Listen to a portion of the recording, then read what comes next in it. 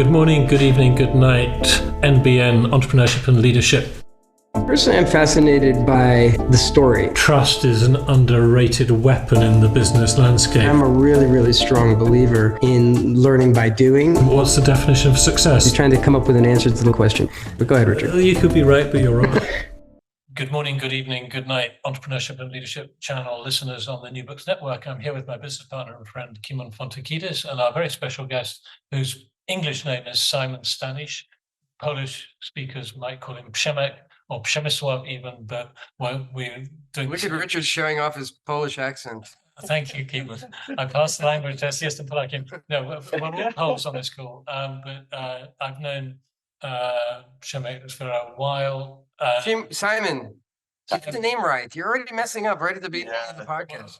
We're shedding listeners as this goes. So I've known Simon for a while, but Simon's founder of a very effective sales training company and consulting company, and also some non-profit activities. But why don't you introduce yourself rather than let me get it wrong? Over to you in a minute or two, not too long. Yeah, okay. Well, my name's Simon, if you speak English. My name's Przemek, if you speak Polish. Just like you mentioned, a lot of people refer to me as the sales guy. So I'm the guy who's been doing sales for over 20 years now. And the last 10, 11 years, I've been running a consulting firm. And whenever someone has challenges, wants to improve or just boost up their sales processes, sales activities, build a sales team, etc., they basically call me or my partners. Actually, I started using these skills not only to sell and make money and grow businesses, but I also shifted to the other side and tried to pay it forward. And I co-founded an NGO, which actually I'm the most proud of this project from all of the projects after my kids, of course. So basically, we in Hardy Foundation, we connect foster care kids with people from IT, and we basically teach them IT, mentor them, get them ready for the adult life. And we're actually happy enough to have over 2,000 kids in all different projects. We are running a successful educational center for Ukrainian kids that were had to migrate to Poland because of the war. So that's already running for over a year now, and we're still growing. So right now, also on top of the consultancy activities and NGO work, we also started consulting NGOs. So what we want to do, at least starting from Poland, is we want to teach NGOs how to run their foundations as a business, how to make money to help more instead of just waiting for grants and donations. So, and we're quite successful with this as well. So, we're happy that there are already a few NGOs that started having bigger success because of our help. And plus, of course, like almost all people from Krakow, I have a few startups on the side, and a lot of ideas that probably sooner or later are going to turn into action. So I think, was that 2 minutes? I think that was good. I'd like to. I wasn't actually timing you, but I was listening, and thank you. And obviously, we'll share links in the show notes if after this you send us a few links to particularly people who are interested in your nonprofits. There might be people from other parts of the world, and I just say that I know you well, and I know that you're not one of these aid organisations for whom the main beneficiaries are the people running it. So I know that you'll do a good job with the money if anyone wants to donate. I'd like to go back to you spent some time in the United States, didn't you? And can you talk about the job you did over there? Mm-hmm. I think I'm right in saying it was door-to-door sales, wasn't it? It was actually, fun fact, because this is a part where everyone knows about my door-to-door experience, but before that, which it's just going to take 15 seconds. Actually, I was working in Wisconsin on a buffalo farm. So I was actually helping a farmer at a buffalo farm. That was my first US experience. But obviously later I started a different job, and I started going door to door. And the fun part is that this experience influenced my whole future. So basically what I do now is based on that experience or that work, I was working there for 5 years. But the company I worked for at that moment when I was working, it was already 150 something years old. So this is the oldest direct selling company in the United States. It's called Southwestern Advantage. Yep. And what were you selling and where were you selling? I was selling educational products, so books, CDs at that time. In the end of my career, I was also selling some platform subscriptions for online education. But basically, it was materials to help kids or teenagers prepare for school, do their homework better, prepare for college, for tests, SATs, ACTs, etc. I was selling all across Midwest and in the South. So my first year I was working in Ohio, then I was working in Indiana, then I moved to Texas and did a little bit of Arkansas. Then I went to Georgia, and my last year I was between Georgia and Florida. So I did see. So I'm kind of curious, how does it work? Like, you get a list, I guess, like how does the prospecting work? I mean, it's like super hardcore. So yeah, the thing is that, I mean, at least you need to know that there were neighborhoods where there were kids. I mean, some basic stuff like basically, like you weren't going to the old age homes. You were going to the places where the kids were, I guess. That was kind of the challenge, that no, there was no list, because lists can give me bad data, or I can make mistakes, etc. So basically I was just assigned to a certain area. So my first year, my manager Eric, who actually Richard knows, who's a good friend of mine, and right now he's a partner of the consulting firm, so we co-founded that business together. He literally just assigned me to this little town called New Philadelphia, Ohio. And that was kind of it. I got some training beforehand. And basically the why I am saying this was hardcore, because it was supposed to be the hardest school ever, but it was supposed to prepare me for the real life. So basically I just had neighborhoods, and I had to go door to door and figure out, by asking good questions, which families have kids. And I had to do it in a way that they wouldn't call the police after I asked, hey, do the neighbors have kids? When are they gonna be home, etc. But this is not the full challenge, because the whole thing was that, imagine, let's say you start work like that. I used to show up at someone's door, and I would knock, right? And they didn't know I'm coming. They didn't know anything about me. And of course, I didn't know a lot about them. But whenever they opened the door, I usually had 15 to 20 seconds to build enough trust with my Polish English and my Polish front end, that so they would let me inside for a presentation, which normally would take like 20 minutes or 15 minutes. So of course, sometimes they did, sometimes they didn't. But for the people that did let me inside, we had a conversation about their kids, about the educational system, about their homework, etc. But then I would, of course, show them the books that I had, which weren't cheap. Like those books back in 2005, when I was selling them, they were between $500 to $2,000 for a set. Oh my goodness. Yeah, right. And basically, even if they decided to buy them, I didn't have the books with me, because they were like, big encyclopedia types of books. So I had to write down the order. I had to take at least half of the money as a down payment, and they had to wait even up to 3 months to get my books. Talking about trust. That's crazy. Right? Yeah. And the cherry on top is that right now, when I'm talking to salespeople, a lot of times they're like, yeah, but it's so hard to get like 1 or 2 prospects a day and have a conversation.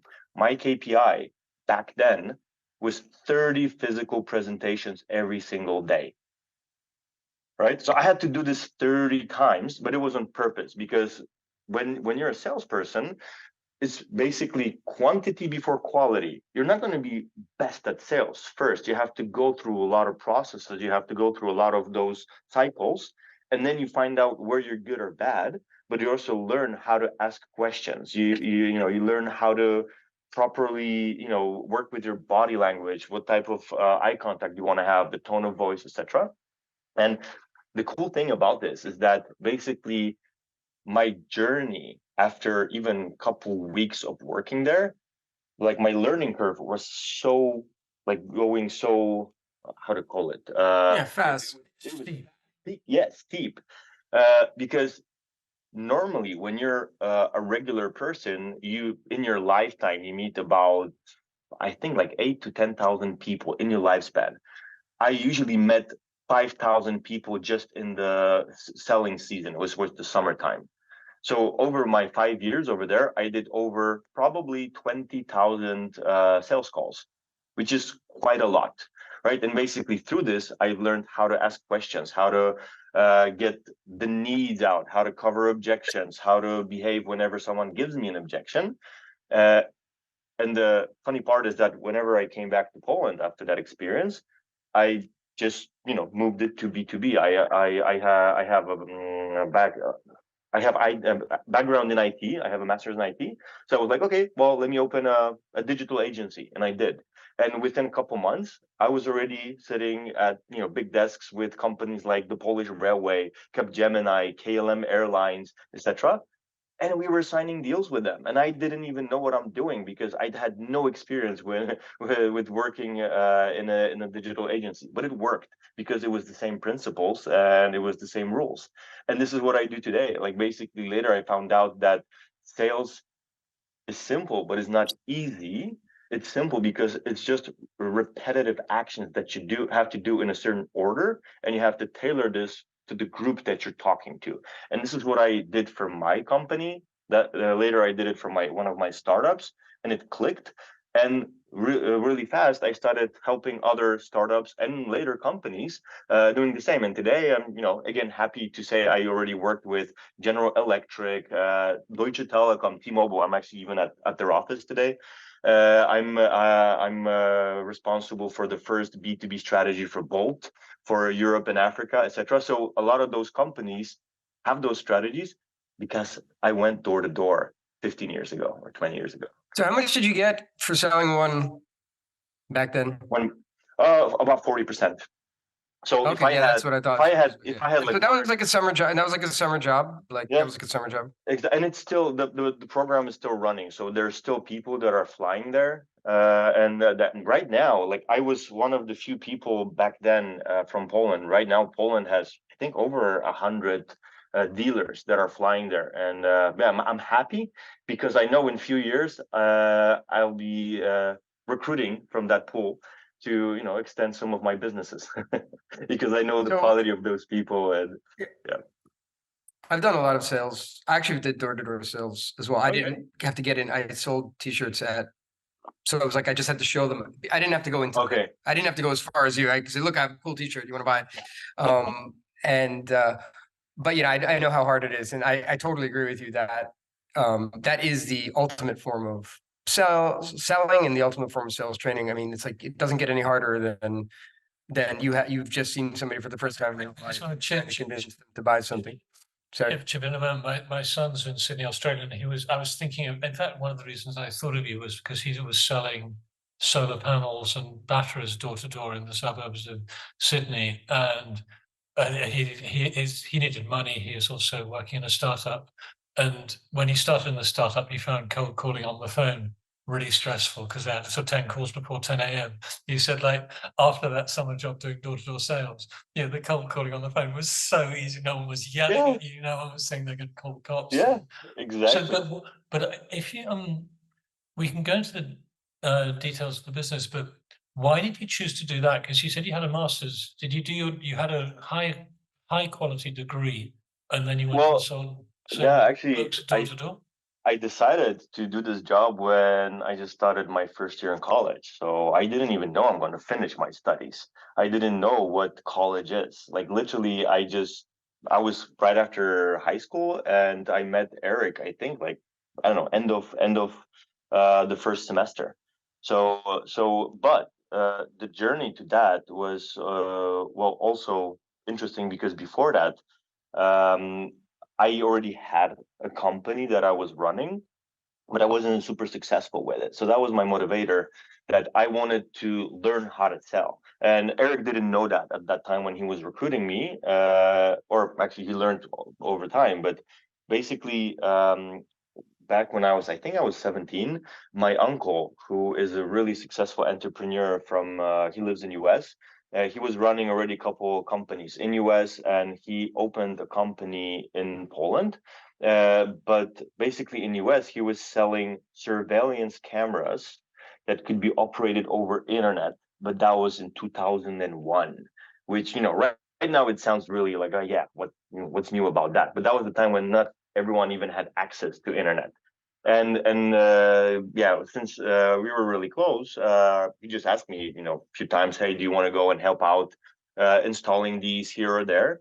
And I did, and I really liked it because I did have this passion for IT and technology. And actually, he was also one of the motivators for me to go to the IT field. So yeah, at one point I just asked him like, hey, since you're selling this, but you're in US and your only distributor is in Warsaw. I'm from south of Poland. What if I would be your distributor? And after he stopped laughing, he was like, sure, why not? I was 17 at that time, or maybe 16. And he was like, yeah, I'm gonna send you like, half a pallet of cameras because I, already have them. I ordered them from China.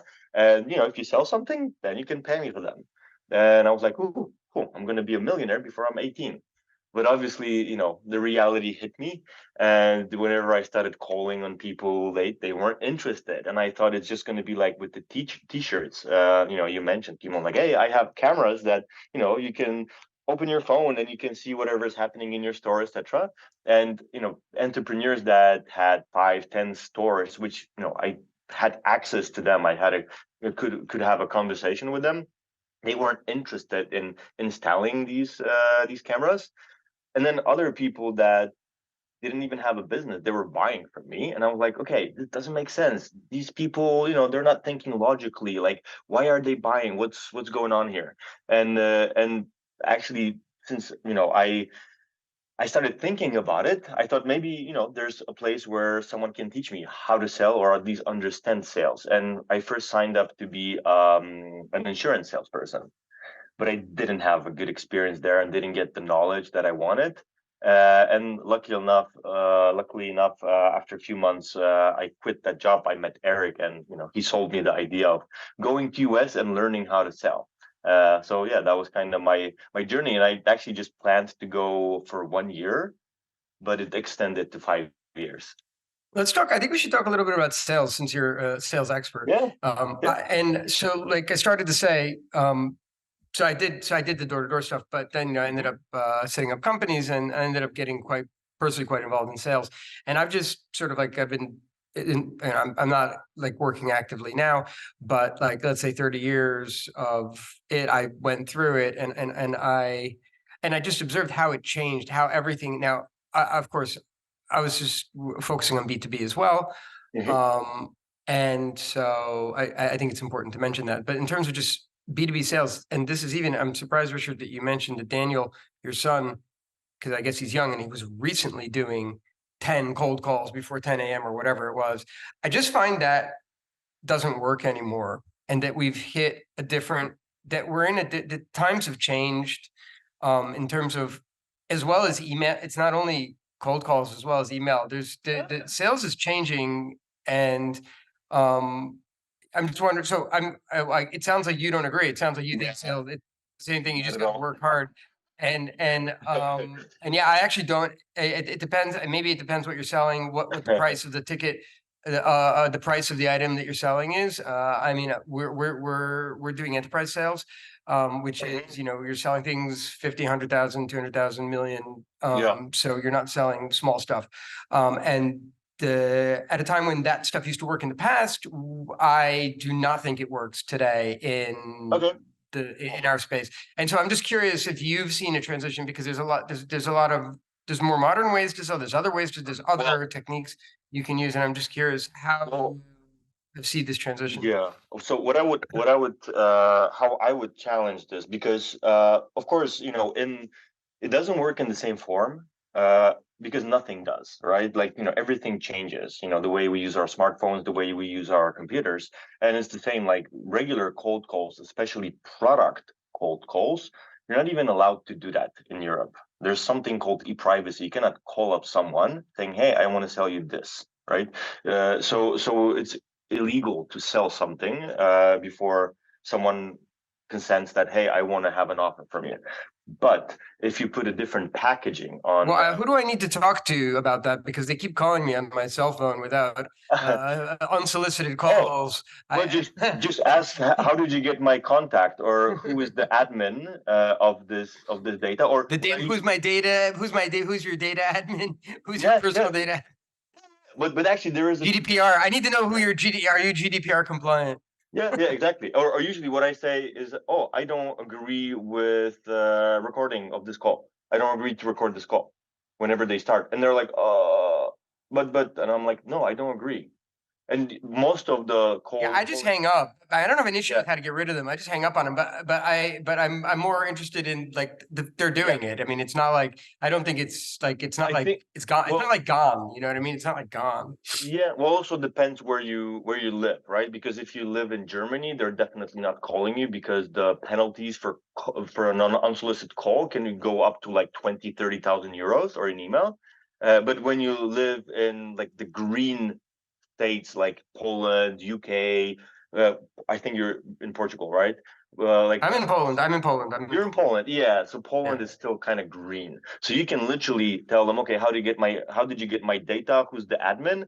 And yeah, how did you get it? I need proof right now. When did I give you my consent to call me?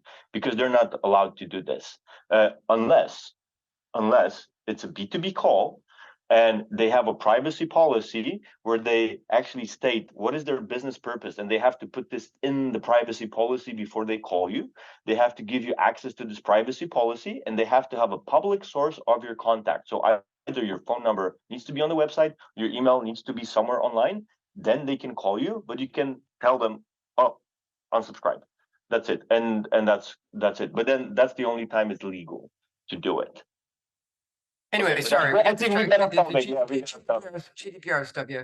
Yeah. So actually, it does help in a lot of situations, because if someone is like, "Oh, okay, did I consent to this?" I'm like, "Oh, no, this is a B2B call, and then I'm calling because of this and this and this, and it's on my in the privacy policy, which I sent to you last week in my first email. So if you want to share it with your, Well, I can't imagine the conversation goes well after you say that. Oh no, actually, a lot of times it does. A lot of times it does, but it's really rare that people really ask this. Usually, they're like, "I'm not interested. I don't have time." But Yeah. maybe rewinding. I actually still, I don't only believe, I see that email, LinkedIn campaigns, especially cold calling, it does work, but it has to be in a certain sequence and a certain packaging. So if let's say, I do sell those services, which are 100, 500,000 euros and more, of course, I'm not going to sell over an email. So my email cannot even state that, hey, I'm selling these services. It should be something different, right? So normally, I don't know how deep you want me to go into this and how to, I mean, the general question was, have you seen how sales has changed? Because I observed how sales has changed over the years. Is really what I was getting at. Is that I used to sell door to door. We used to do a lot of cold calling. We used to do a lot of spamming and stuff like that. And it's not even about is it ethical, or it just doesn't, like, from my perspective, it just doesn't work as well as it used to. And that's why I was just sort of wondering. That's the thing. Like your take on. Yeah. So of course it doesn't work in the above the line approach. So if you're going to everyone with the same message, with the same offer, it's never going to work. But if you tailor it, so let's say right now we're selling an HR solution, right? So I know that an HR solution won't click with the CTO or won't click with the sales director in a company, because it's not their department. So first of all, I need to build my target list wise, and I have to know what is the packaging for this group. So if I'm approaching a recruiter, he has different types of pains and different consequences of not, for example, delivering his KPIs, not delivering his tasks. Whereas if I'm talking with with the HR director, well, his situation is different, because of course it's not only about the tasks from his team, but also about the communication with the board of directors, with investors, which sometimes they do have access to, right? So if, for example, I'm talking to someone and I'm communicating, hey, we have this great HR tool, would you want to use it? Of course, it won't click. But if I approach an HR director, let's say of a or B round startup, and I'm saying, hey, I'm actually talking with all the HR directors of successful startups, just like Bolt and this company. So I'm already throwing some names just to build the trust. And then I communicate, yeah, actually what we're helping is basically accelerating this process so you can deliver more data or better results to your board and get ready for the next investment round. And this is what I wanted to have a chat about for like 15-20 minutes, or maybe on like a meeting or a conference, at a conference or somewhere else. So of course I need to craft it in a good way. But for example, if I'm flying to a conference, I have usually when I go there, my full calendar is booked. Why? Because I send emails and I have a team that does cold calling like 3 weeks prior to the event. And they set up those meetings with those selected personas. And of course, for those different groups, I have different messaging. And yeah, even like last time I had a campaign, I think it was in June, I had 30% conversion from cold emails to a meeting.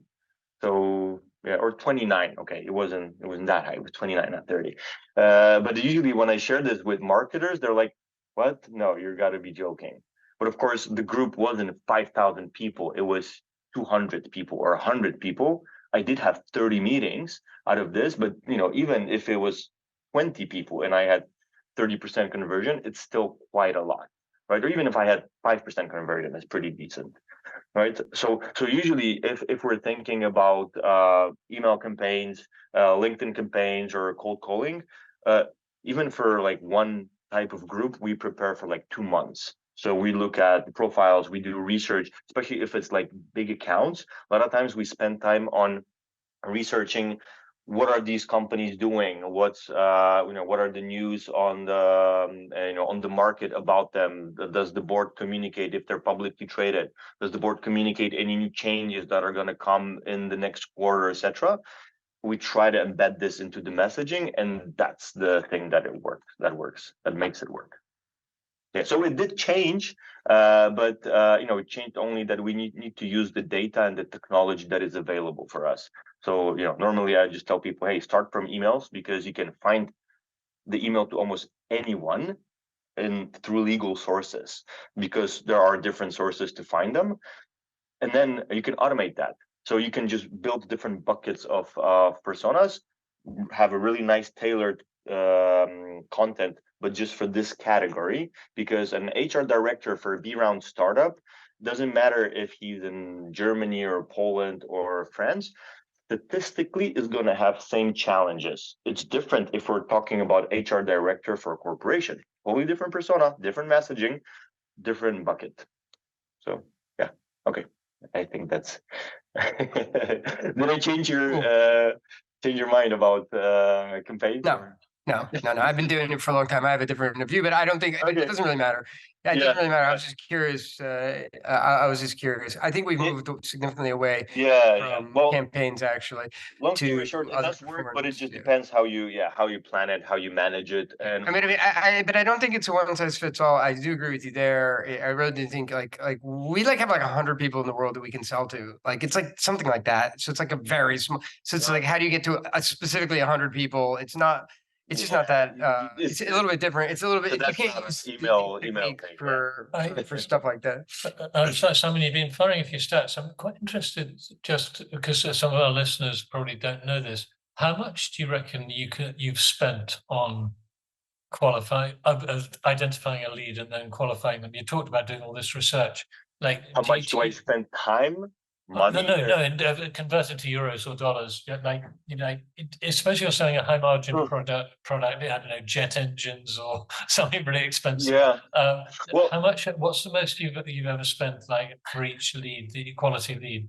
Well, it depends. It depends how do you approach it, because of course, if you're doing this account-based sales and you say you have 100 or 200 accounts that you can approach, of course you have to spend a lot, and the lead acquisition cost is super high. Sometimes can be anything from like 10. Yeah, it's just different. 100. I mean, it's just different. Just a different model. I mean, really. Yeah. So in this case, I would spend a lot, And we do that. Like, I had clients when we were preparing for, approaching 5 companies from Fortune 500 because they were the only ones that match. And we did spend a lot of time. We hired extra people for research. We did, like social media analysis of their posts or the company materials, and then we approach them, right? But for example, if you're selling a SaaS product or your ticket is like 1,000 euros or 5,000 euros, well, then I would spend more on research for the persona or the vertical, because it, like, you won't even find that much information about a company that is 100 people, right? But then you have a lot of those companies that would buy this 5-10,000 euro product or service.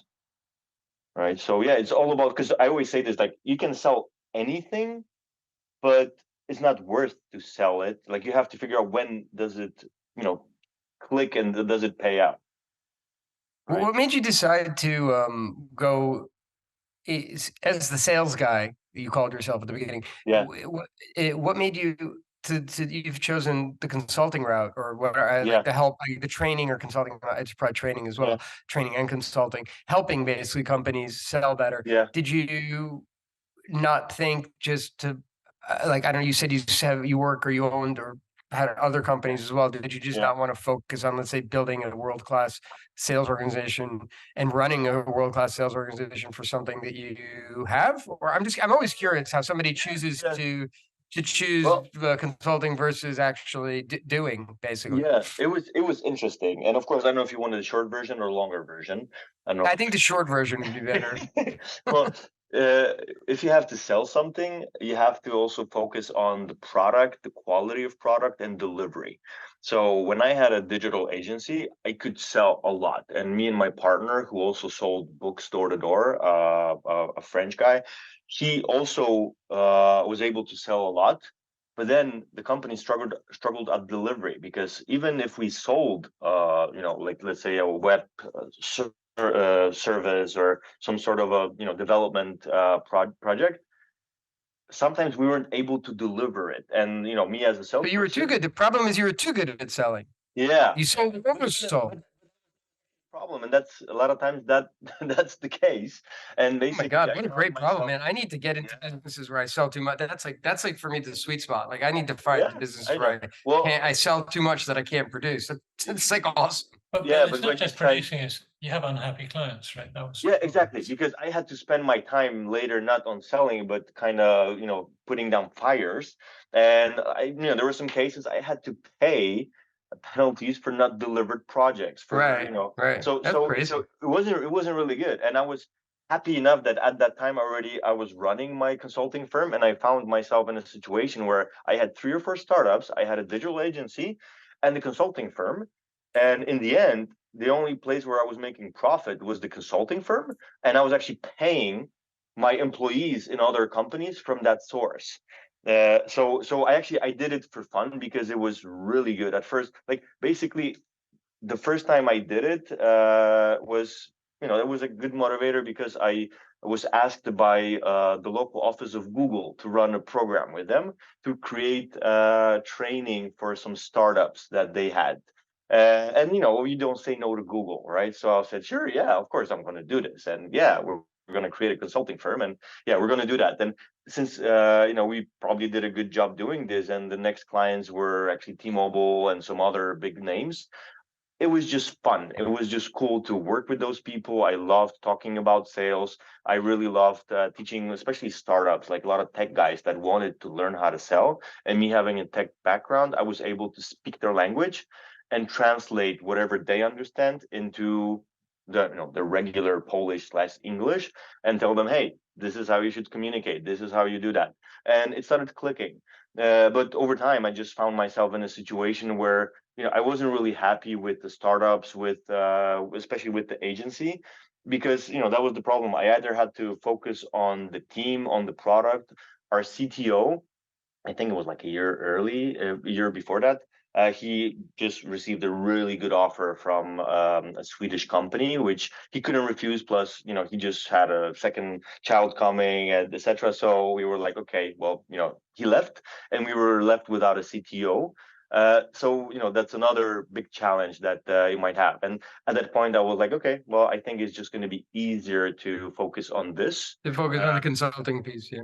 Yeah, especially since I was starting my family. So I was just getting married. We were thinking about kids, and like The safe choice. Yes, that makes sense. Exactly, It was a exactly. stable revenue or Yeah, stable earner. but what happened is I actually I'm happy I did this, because that was one of the reasons later I helped co-founding this NGO, because at first, of course, I was focusing fully on the consulting firm, but after some time I found myself in a situation where I actually was able to raise the prices, and I didn't have to get more clients to be happy with what I earn. So I had extra free time, which at first I was spending with my family, with my daughter who was just born. But whenever she turned 1 and she started daycare, I just had this free time during my day, which I didn't know how to use, and I didn't feel I wanted to open another startup or another company, because I already went that path. Took that path, and then a friend of mine approached me and asked if I can consult her on building her NGO, and sooner or later. Okay, this is awesome. You've naturally, because I was actually very interested and eager to ask you about this. So you've naturally transitioned to the NGO. Maybe you just can tell us about that now, because that sounds like a very interesting project. So yeah, the situation was that since I was happy and quite successful with consulting, whenever my daughter was born, I took, I think, 3 or 4 months off from work, just because I wanted to focus on my family, and then I started coming back for like a couple hours every day. But then I figured that because of having really good processes, having the prospecting sequence and processes in place, I was able to get clients. I was able to deliver a lot of the services in less time. So I was able to have half of my day free, which of course at first it was cool, but later I was just bored. I was like, okay, I have to figure something out what to do. And a friend of mine who I knew already for a couple of years, who was running a couple foundations for someone. So she wasn't the founder; she was the head of the foundation. She came up to me and she was like, "Hey, I want to start a foundation, but I don't want to make this mistake of starting an NGO that is funded from grants or just random donations. Why? Because if you start helping, it's good to have constant help." So especially, for example, if you're working with groups like foster care kids, disabled kids, it's not like, hey, sorry, we ran out of money. We hope you're going to be okay next month. You cannot do this, right? Because it takes a lot of time and effort to build trust with those groups.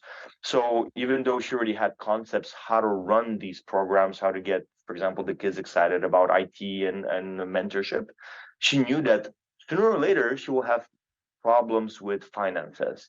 And basically she approached me to get consultancy.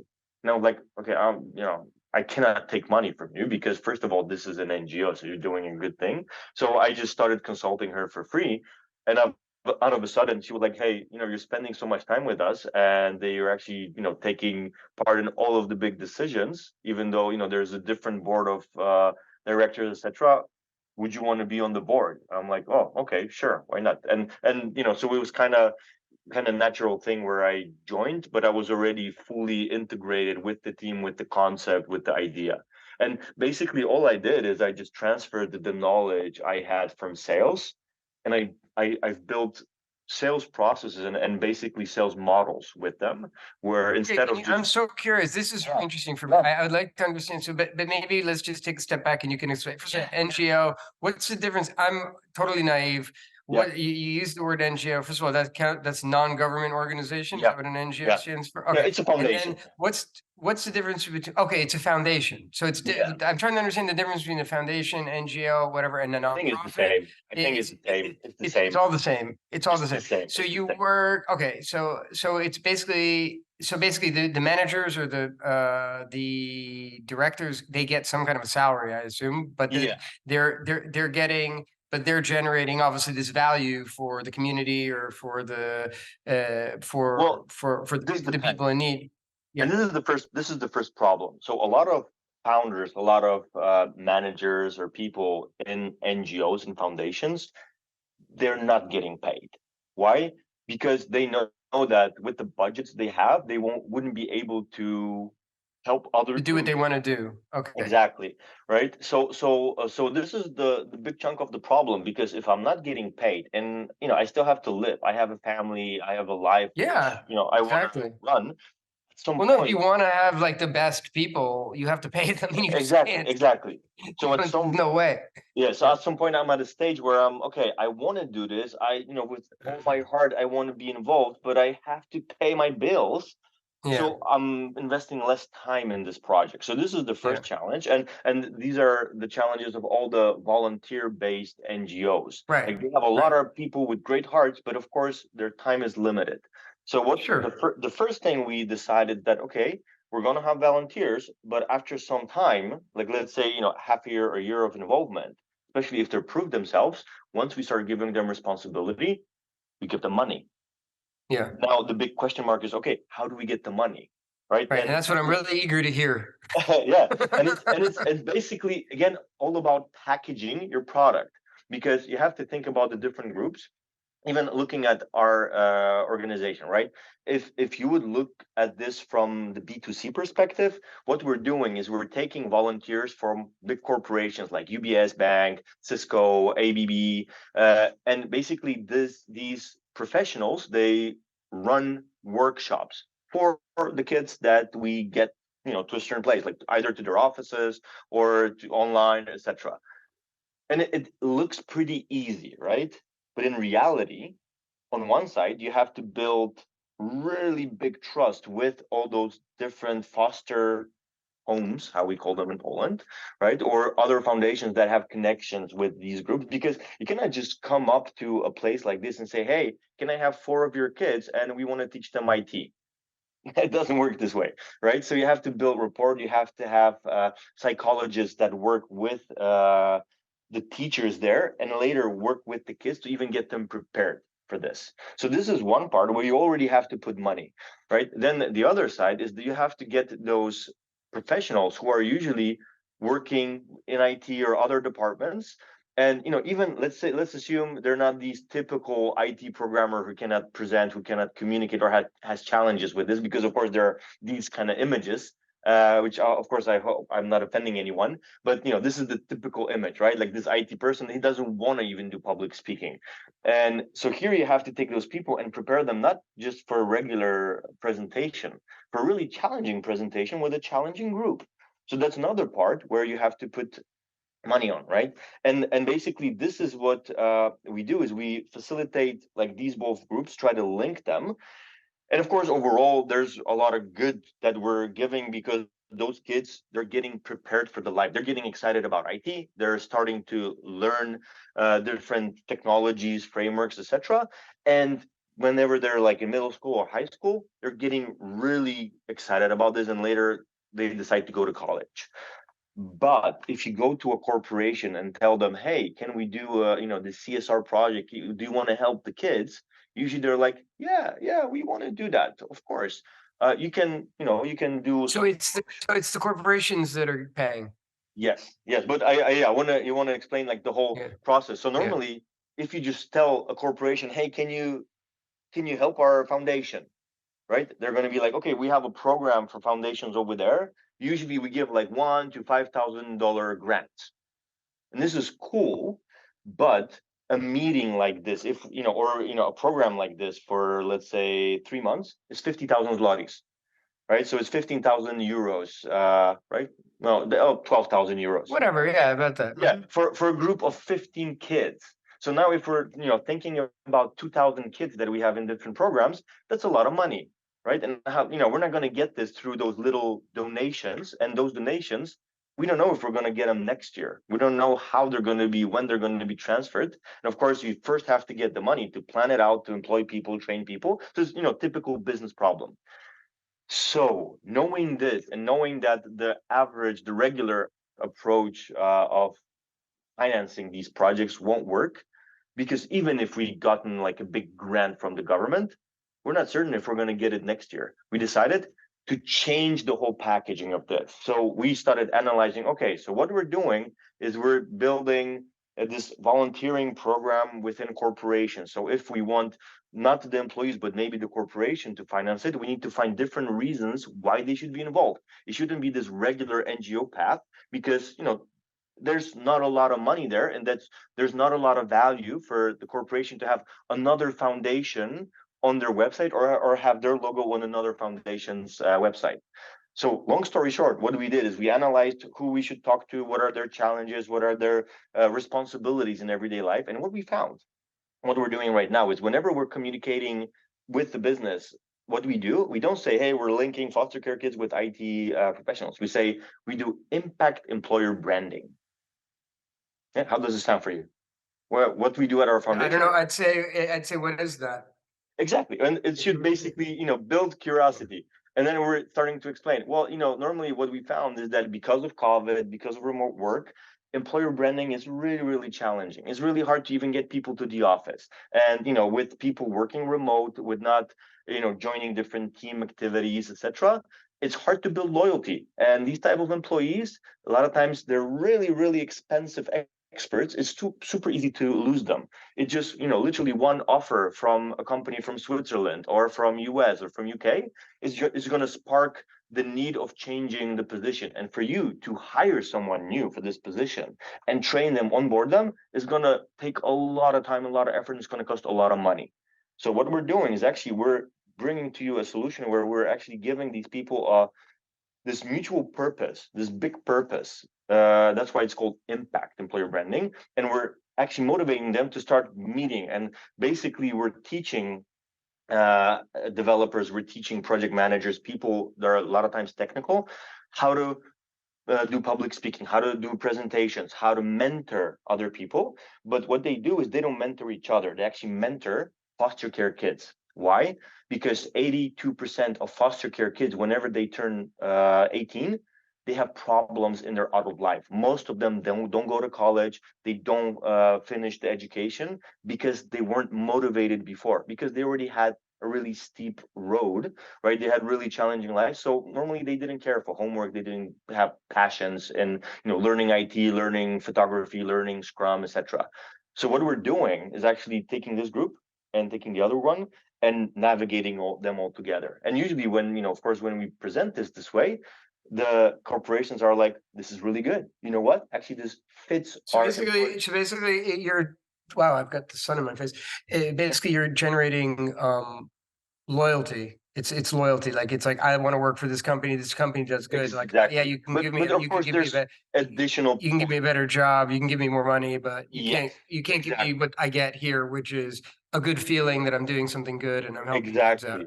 And everything is managed by us. So basically, this HR department, CSR department, and the employees, they don't have to think about anything because we have the processes, we have the tools.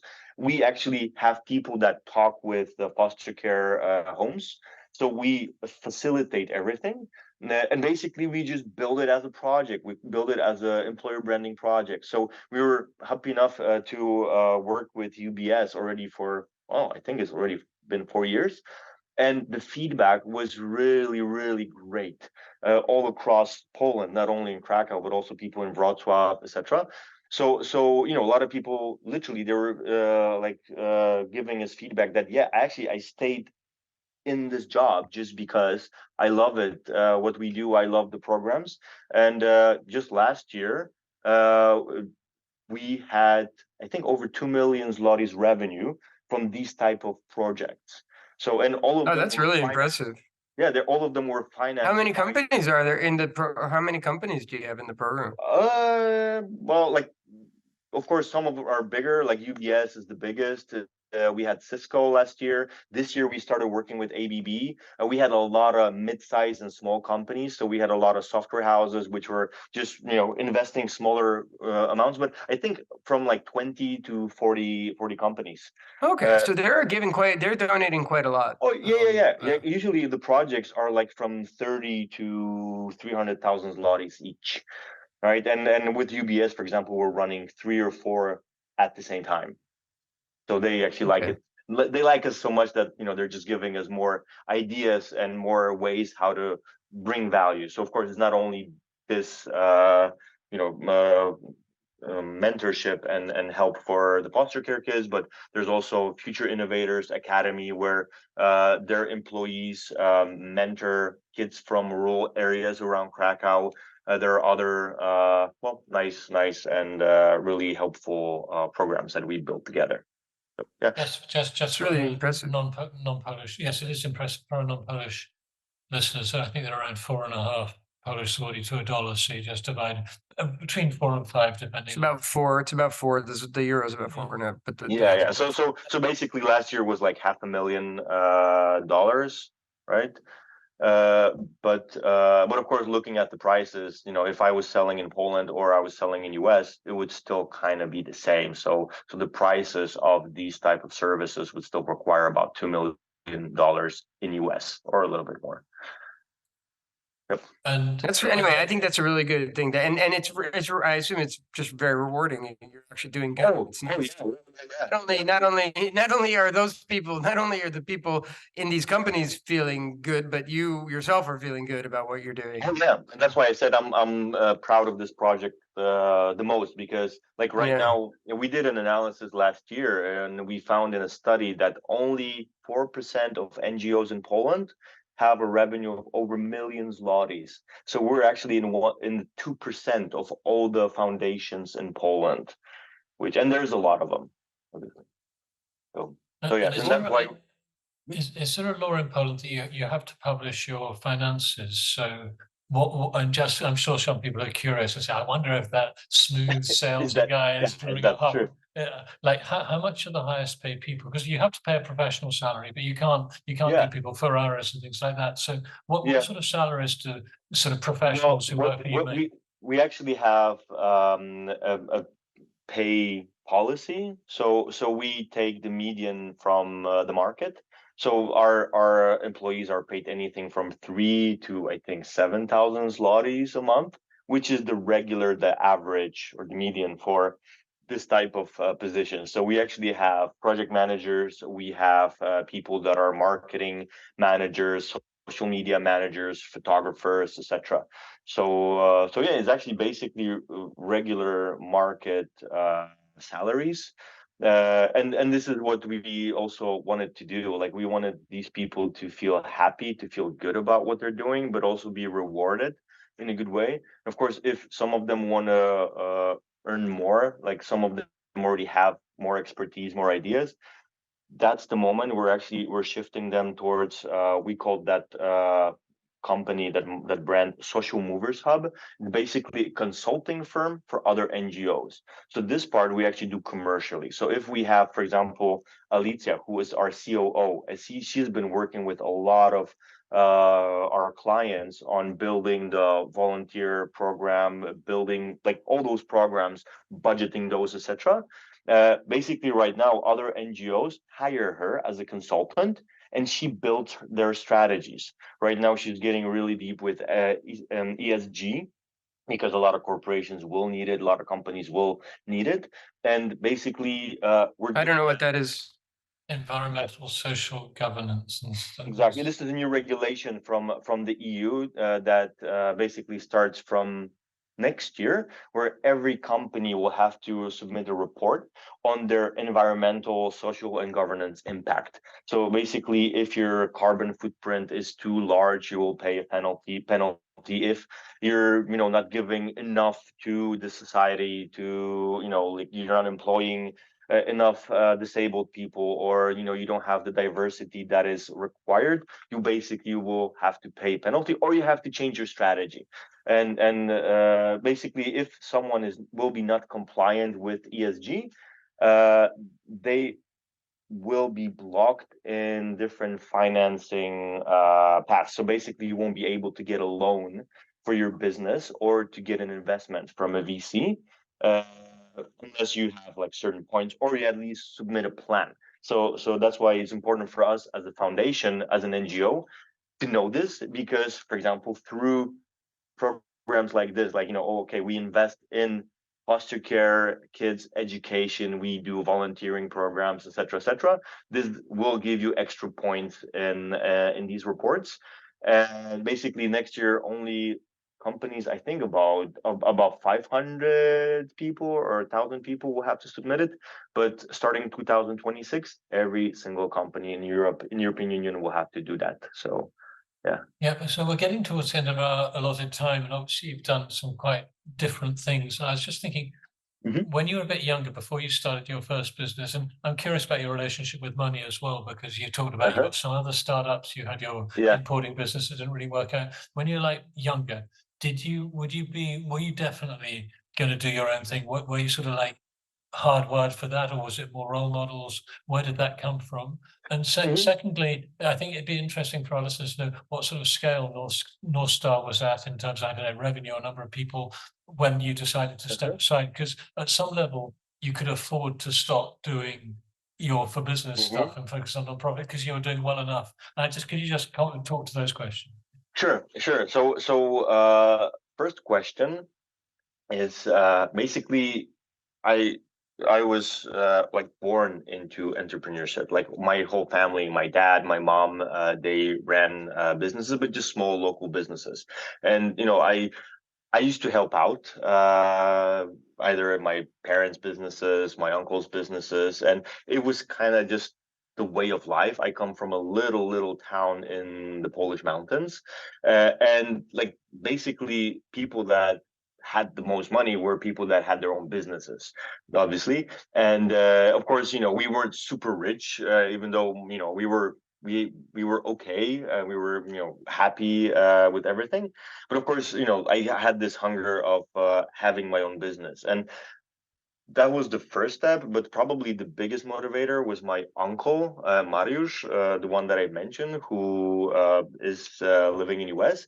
And basically, I saw his journey because he moved in 1986, which was still a good time, from Poland to US.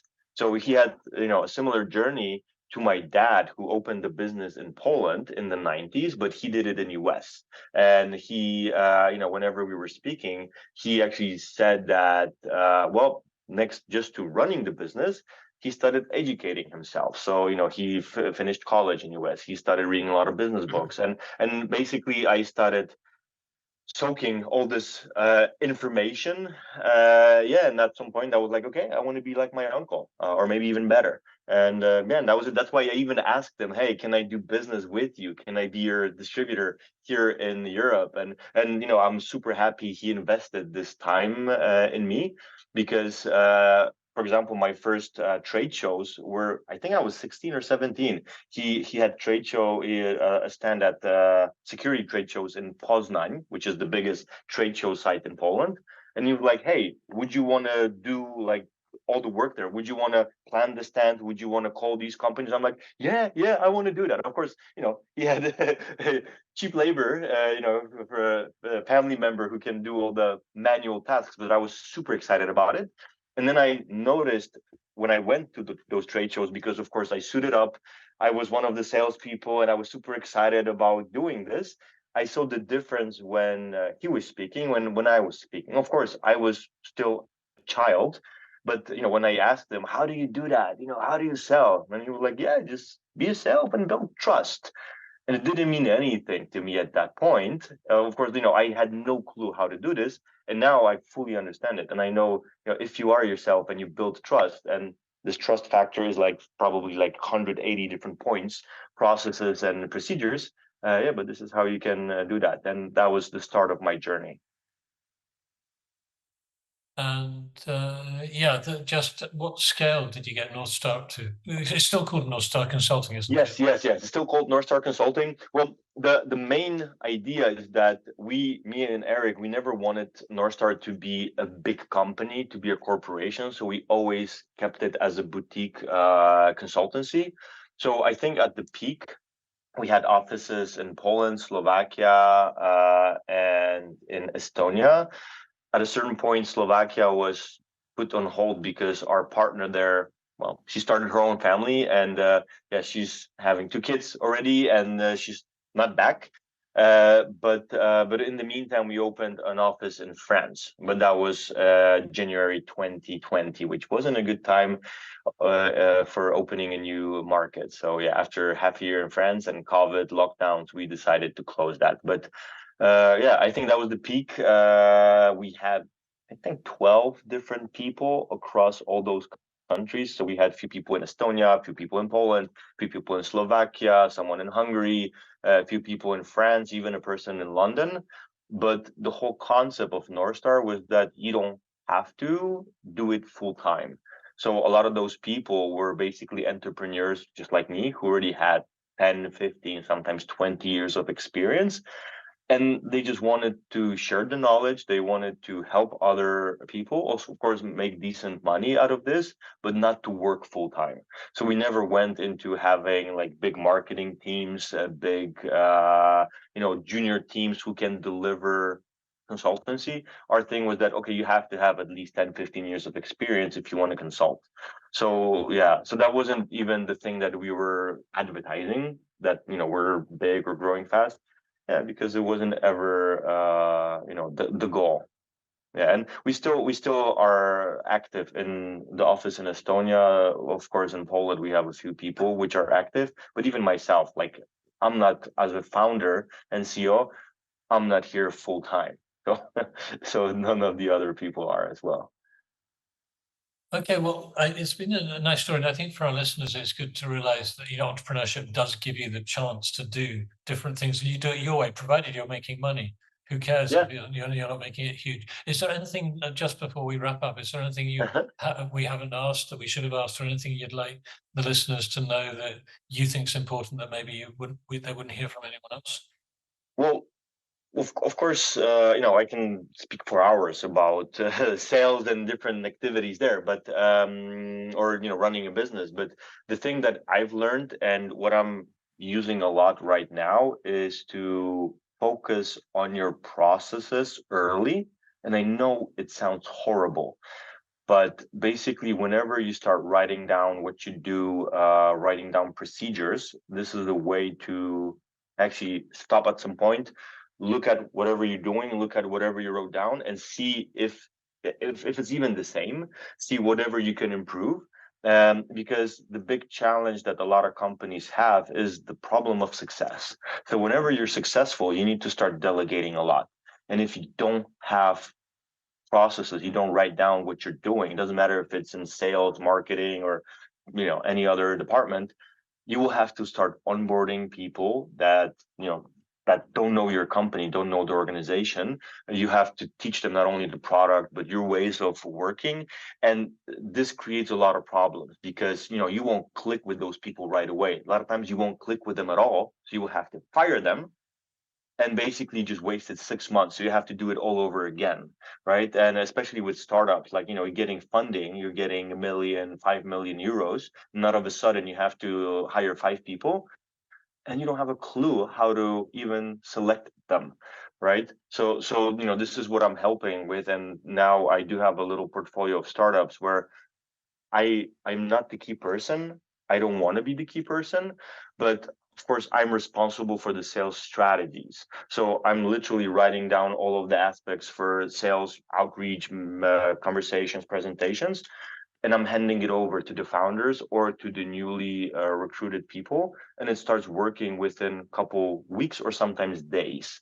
Because, for example, I tested it before, and this is something that I would definitely give as a tip to most of the listeners, to do it early.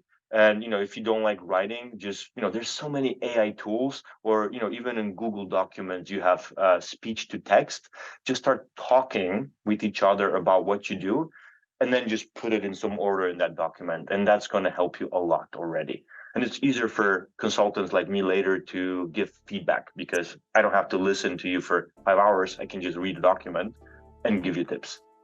Fantastic. Well, we'll put in the show notes. We had a guy a few months ago called, I think, Nick Sonnenberg, who wrote a book about how to organize, and here's all over processes. And I'll send you a link to that as well. Yeah, so okay, read that book. Yeah, well, thank you very much indeed. I'll actually hand over to Kimon to wrap this up. And thank you very much for your time, Kimon. Thank you.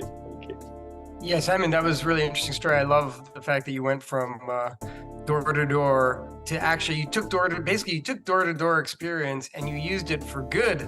You used it for the NGO world and helping these foster kids and get IT jobs, which is just like the coolest story, and it's a feel good story, and that's. I'm impressed, and congratulations on it. And thank you so much for taking the time to join us. And thanks for everybody for taking the time to listen to us. And for everybody who produced it and made it, thank you as well. So yeah, and thank you. Thanks Thank a you lot. for your time, and thank you for inviting me. And I'm happy I could share my story. And if someone would like to connect with me and would like to ask me more questions, you can find me on LinkedIn. You can find me online. I don't respond to messages right away. Usually it takes me 3 to 6 weeks. You just have to be patient. But you can ping me, and I'll be happy to answer any questions. What a nice Awesome. event. Thank you very much. Thanks, Sam.